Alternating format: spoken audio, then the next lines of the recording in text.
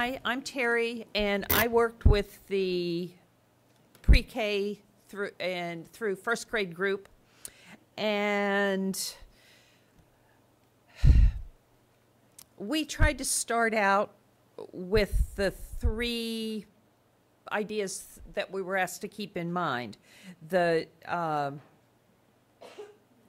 idea of divergent thinking, systems thinking, and the whole issue of sustainability. Someone had recently in our group read an article that taught, it was a research article about teaching young children to care, and it was about caring for plants. And the experimental group had an opportunity to care for plants over a long period of time. The control group did not have plants to care for. And later on in the year, I don't know the details, but later on in the year, the social interactions, not just around the plants, but between among the students, showed the difference. And those who had a chance to care for plants were much better at caring for each other. So we kind of started talking about that and realized that just because you're growing a plant doesn't mean that you have to focus on the whole life cycle. Plants need something to need things to stay alive. And so we thought that would be a great focus question. So basically the unit might be called What Do Plants Need? And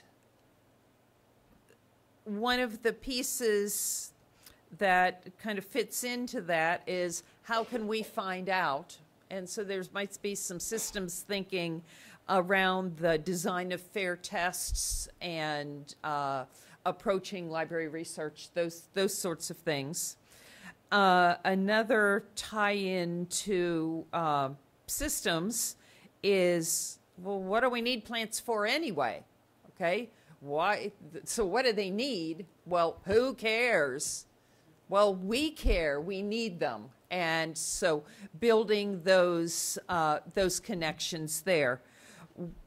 All of this, of course, is something that has to happen on an. The thinking about this has to span not just 2 weeks, but it's an ongoing or sustainable project. So it's the sort of thing you could start in the fall and go all year with related investigations. Someone mentioned that they had a class that they had planted sunflower seeds in cups. They started to grow, sent them home. They got planted over at home. And then later on, the seed pods came back to school, and which could bring up another question, student-generated question. Oh, that looks like a seed. I wonder if it would grow. And so, again, we're still looking at what do we need to sustain life, as opposed to what are all the stages in the life cycle.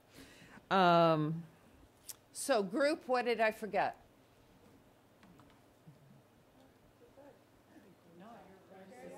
Okay, thank you.